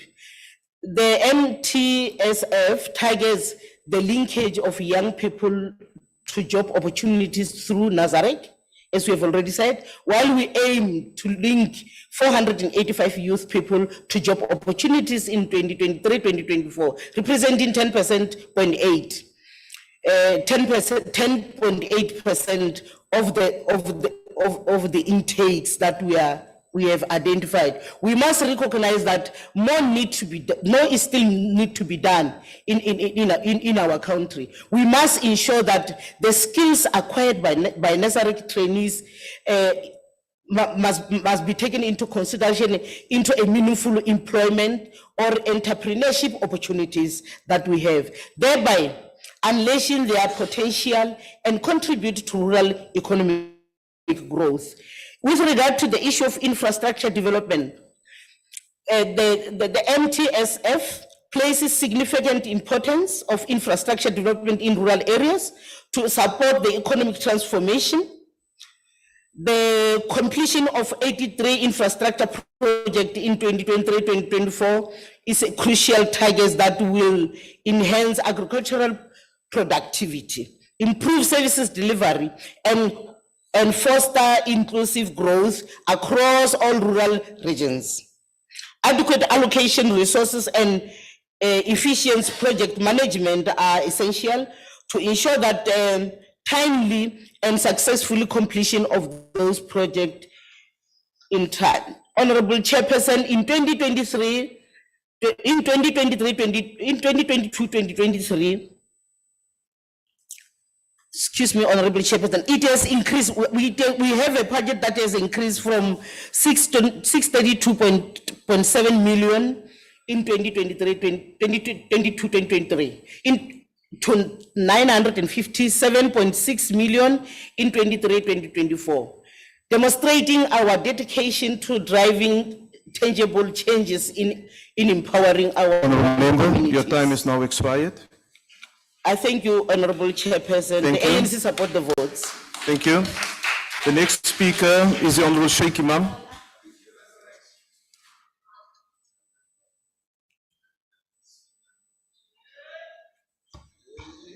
Thank you, House Chairperson. Let me at the very outset say that it is not the policy of the National Freedom Party not to support a budget vote, because we believe that in order to deliver services to our people, you must pass your budget, despite the weaknesses or challenges that we may have. Now, 29 years later, Chairperson, I want to raise concerns about our rural land reform. Yes, a lot of work has been done, but I think a lot more could have been done. And I think, as Advocate Toby put it very well when he said that land reform had not been held back by the Constitution, but by capacity constraints and the lack of political will. Okay, I think that's where the problem is now. 29 years later, I think the vast pieces of land, 80% almost, I think it's come down to about 74%, is still in the hands of about 8 or 10% of the people of this country. And surely it's totally unacceptable. I think we need to accelerate the process of land reform. But very importantly, I want to raise something, Chairperson, is that rural development is at its lowest. And I come from KwaZulu-Natal, and the question we need to ask is how much of development is taking place in rural towns? We appear to be no different to the days of apartheid, where family members had to migrate from rural towns to urban areas, okay, which creates dysfunctional for society and families. So I think a lot more needs to be done with rural development, and particularly I think local authorities, wherever they govern, must play a pivotal role in ensuring there's rural development there. You know, at one stage we even had the issue of one garden, one home, one garden, one clinic. It seems to have actually disappeared. Let's look at the issue of the Khoi and San particularly. Very little or nothing has happened about the Khoi and San and addressing the inequalities that they face today, and particularly about land.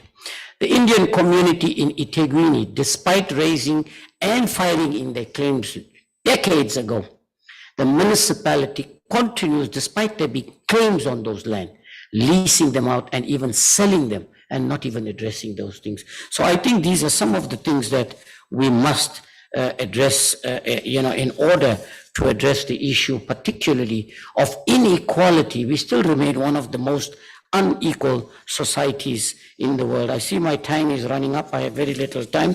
But lastly, I want to say, through you, Chairperson, South Africa has a great potential for exporting, particularly plants, agricultural products for medicinal purposes.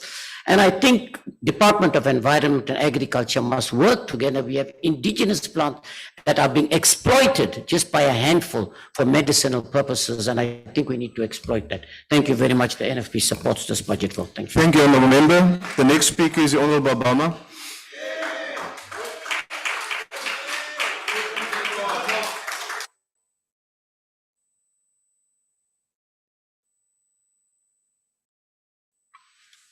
It is an open secret that the Department of Agriculture, Land Reform and Rural Development is generally dysfunctional.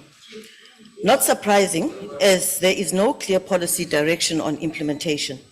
In October 2020, amid much fanfare, the minister announced that 896 farms, cumulatively comprising 700,000 hectares, would be redistributed under lease.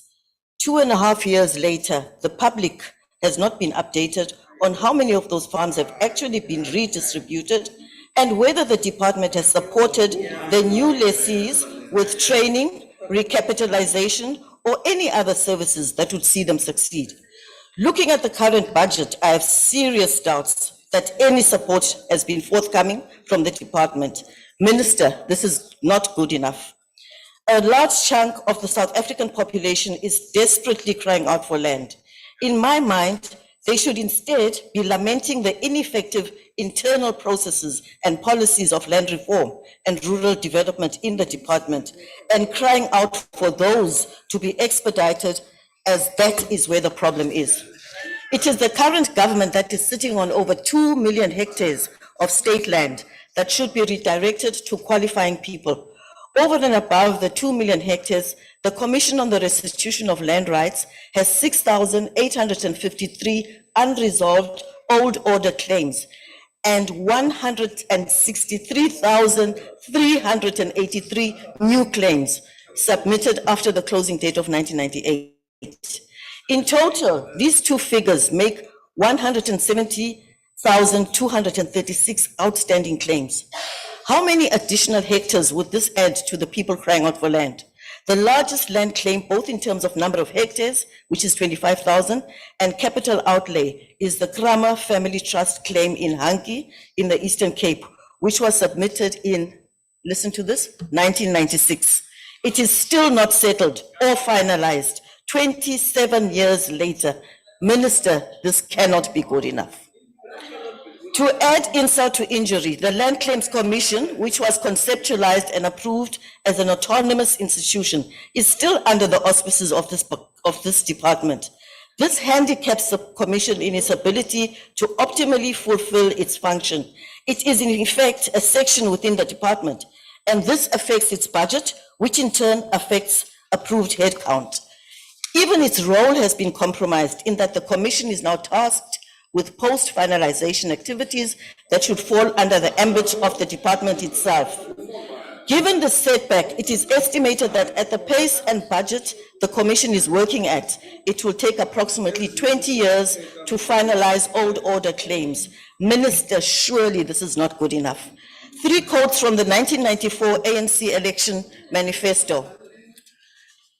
Number 1, a national land reform program is the central and driving force of a program for rural development. Number 2, the program must be demand-driven, must aim to supply residential and productive land to the poorest section of the rural population and aspirant farmers. Number 3, as part of a comprehensive rural development policy, it must raise rural incomes and productivity and must encourage the use of land for agricultural and other productive or residential purposes, close quotes. Where are we today? I will tell you where we are. One of the key points that reportedly came out of the 2022 Land Conference is, and I quote, citizens of rural communities across the country who are fighting for their land rights are outraged at the government's treatment, likening it to apartheid and colonization. Close quote. This captures the sentiment on the ground and exactly where we are today. Good enough? I think not, Minister.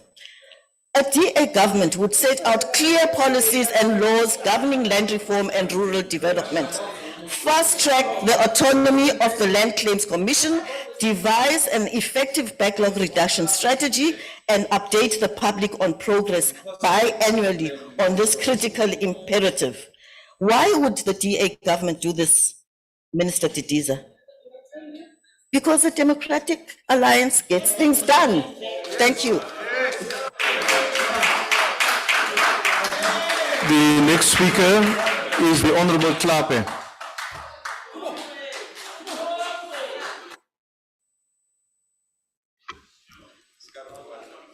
Honorable Minister, Deputy Ministers, leadership of our public entities, farmers, honorable members, Chairperson, the South African agricultural sector is one of the most competitive sectors in the world. Even during the COVID-19 pandemic, the country's agricultural sector grew by 25% in real terms, maintaining an average of 865,000 jobs per annum in the past 3 years. If one looks at the animal products exports like dairy, wool, and mohair, or fruits exports like citrus, avocado, and table grapes, South Africa has a strong footprint in the global markets. Today, the sector generates 55% of its revenue from the international markets. These developments, honorable members, are made possible by the services provided by public entities like PPCB, which inspects and approves our products for export markets. The role of NAMAC in identifying attractive export markets and advising farmers and traders equally contribute to the growth and competitiveness of our sector. Honorable members, while this is commendable, the growing risks of shortages of animal vaccines and general weaknesses in the biosecurity control system could impact the global image of South Africa's agriculture. Chairperson, the agency to produce and make available the necessary animal vaccines at the OBP can never be exaggerated. This is a need to also look at the possibility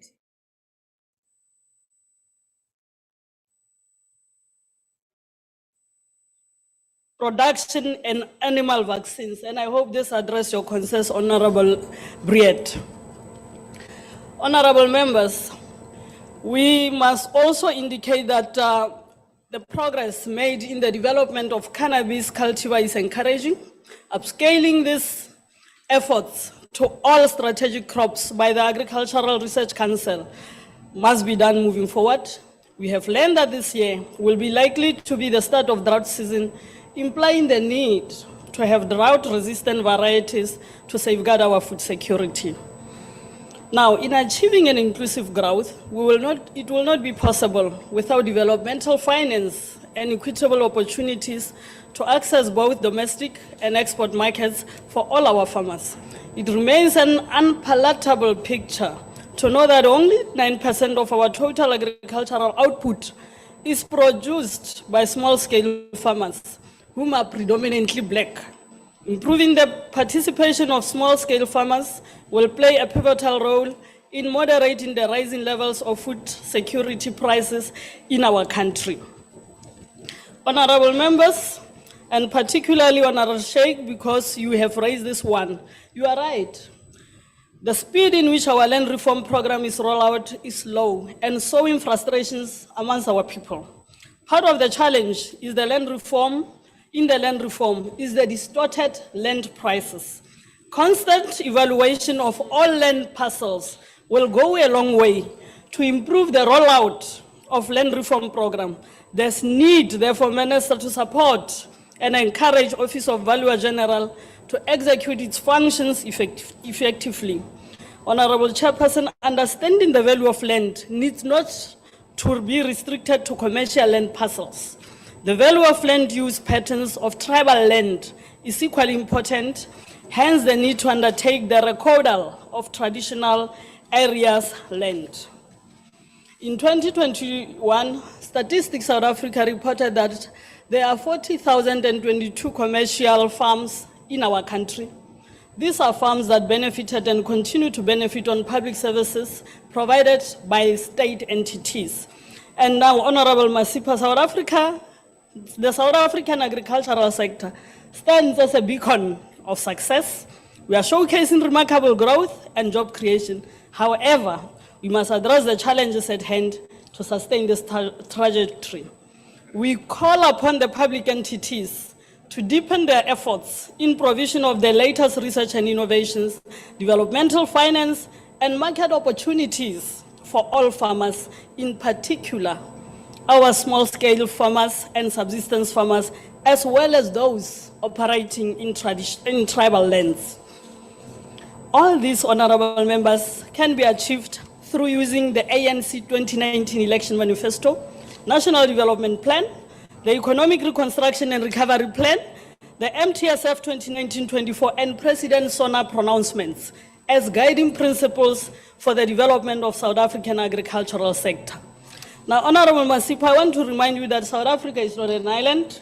We are part of the global community, and the squeeze economy is felt all over. And we are all reeling from your COVID-19. Our farmers know their enemies. They know who dispossessed them of their land. They know who were with them when their land was taken. They know who's fighting still for their land, and that is the ANC. That is why they are working together with the minister, forming task teams to deal with crisis of load shedding. I invite you to even check these departments, the DDM model for the department, for the planned agricultural infrastructure projects for rural areas, as Honorable Sheikh Imam has indicated their concerns. Check also the plan that the farmers will be having under the PACE that this department is running. Please follow the briefings of Minister Ramokgopa on updates as he continues to battle the load shedding in this country. Can I also invite you with Honorable State to the next SONA by the President of the ANC in 2024. Post 2024, you are still invited. Honorable Matthias, Honorable Chweta, and Honorable Squatcha has spoken about the hectares that we will be getting under restitution. But I must also indicate to you the budget that is allocated under the program of agrarian reform and food security, that is 6.3 billion, the second highest after land restitution. There's 2.3 billion that is allocated for land acquisition and farmer development. So it cannot be correct that there's nothing, Honorable Mbabama, for our farmers' development or farmer resettlement. Land redistributed is on the reports. Can we also read the reports, especially the APP, for the Commission of Land Restitution and the Restitution and Land Rights, the Commission, so that we also note the progress that has been made and also the strategy that they will be presenting to the Master of Court in terms of the thing that has been said in terms of the old orders. So it will be prudent that we check that APP for the CLR. Now, honorable members, I also want to indicate that together, if we work tirelessly, we will be able to make sure that agriculture continue to grow in this country. While we celebrate our sector's competitiveness and growth, we must not overlook the challenges we face, Honorable Minister. Let us work together to realize the vision outlined in these commitments and ensure a vibrant future for South Africa's agricultural industry. We support as the ANC adoption of Vote 29. I thank you. Thank you, Honourable Member. The next speaker is the Honourable Minister of Agriculture, Land Reform and Rural Development.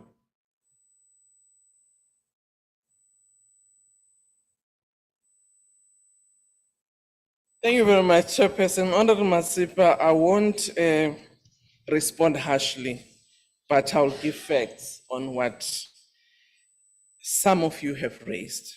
And I think it's important for me to thank the Portfolio Committee for always putting us on our toes in reflecting on issues that our constituency and South African society in general are raising in respect of the work that we're doing. I also want to thank Deputy Minister Kapa and Deputy Minister Skwatsha, who've really worked with us and the department, working together to make sure that the mandate that we've been given succeeds. And we've never shied from acknowledging challenges where they exist. And we've been very open and transparent on where some of those challenges lie. We have also taken advice and be able to implement regardless from which political party these come from. I just want to raise few issues that members have raised. Honorable Mpapama, on the 700,000 hectares that we needed to deliver, we have reported, not once or twice, in the Portfolio Committee, but also in the House. Despite the challenges in Gwaju, which you know very well, and the Portfolio Committee went there, almost all of those hectares were given to communities and individuals. We indicated that the 700,000 hectares, most of them, if not all, were actually land that belonged to the South African Development Trust. Land that was earmarked for the consolidation of homeland by the then government. And when the transition came, that process was not concluded. And the majority of those lands were actually closer to communities. Some of the communities were already using them as grazing land and so on. And we did say when we came here that we are not going to remove those communities. Rather, we will affirm their right to the use of that land. Yes, there may be weaknesses that not all of them we've been able as government, and I'm talking government in its entirety, including provinces, to give the necessary farmer support so that those communities can farm effectively. But as you know, and as I do, that some of those land are not even enough for those communities' land needs for agricultural development. Honorable Masipa, coming on the issue of the honest report and the challenges, again, not today, but also in answering the questions in Parliament, both written and orally, we've indicated our acknowledgement of the challenges that are there. The new board, when they came in, they had to deal with the legacies of the GMP and the 400 million that we are referring to, Honorable Briet. Some of those are being dealt with by the Special Investigating Unit, where the board found that there were fraudulent activities. Others, it was the issues between the contractor and the time that the contractor took and certain procurements which were done externally, of which goods have not even received, that created part of the dilemma that the institution is facing. Again, these matters have been reported to you even when you visited on the step board. 28 March this year, the board took a decision where they resolved with the contractor that, construction can proceed. I know it has taken time, but work is ongoing. With respect to allowing participation of private sector companies in production of vaccines, we have never shied away from agreeing that has to happen. The letter here, which I referred to, from Design Biologics, dated 8 May 2023, they accept that in their application, certain information was not put up front to enable the registrar to actually register the vaccines. They've also indicated that some of their vaccine, particularly for blue tongue, will still have to support the original vaccine of OPP, because what they've been able to develop is actually a booster. As we know, in COVID, you got original, the initial dose, and you got a booster. And I must say that though sometimes we may quibble here, we've been very open with our sector and the industry, and they've been open with us too. Where there had been weaknesses on their part, they've admitted, and we've corrected those. It's a pity that sometimes they don't openly say some of these things to say some of the weaknesses has been on our part. On the pace of land reform. Honourable Minister, can you conclude now, please? Thank you. On the pace of land reform, I accept that it might not have been as fast as we all of us would like, but done in a legal framework that all of us agreed following the constitutional negotiations. Should we want to opt for another route that may be as fast, maybe what Honorable Matthias was saying, expropriation without compensation? I don't know. It is for Parliament to take that decision, not for government to change the course. So I'm saying it's important we acknowledge some of the decisions we've taken, but also the issue of price distortion as raised by Honorable Hlapi has been a challenge. Honourable And I Minister, think- your time is now expired. Thank you very much, Chairperson, but I think it would be important that some of our compatriots as South Africans, particularly those Thank you, that Honourable own Minister. many lands parcels, need to donate those to support land reform. Thank you very much. Thank you, Honourable Minister. Honourable Minister, may I, on behalf of the National Assembly, also express our condolences to the loss of your family member this morning. You could have easily made other arrangements to not turn up. I thank you for being here to execute this important task that has been assigned to you by the President. Members are reminded that the debate on sports, arts and culture budget vote will take place at 2 p.m. in the group chamber. And the debate on employment and labor budget vote will take place also at 2 o'clock in this venue, committee room M46. That concludes the debate and the business of this mini plenary session. The mini plenary will now rise.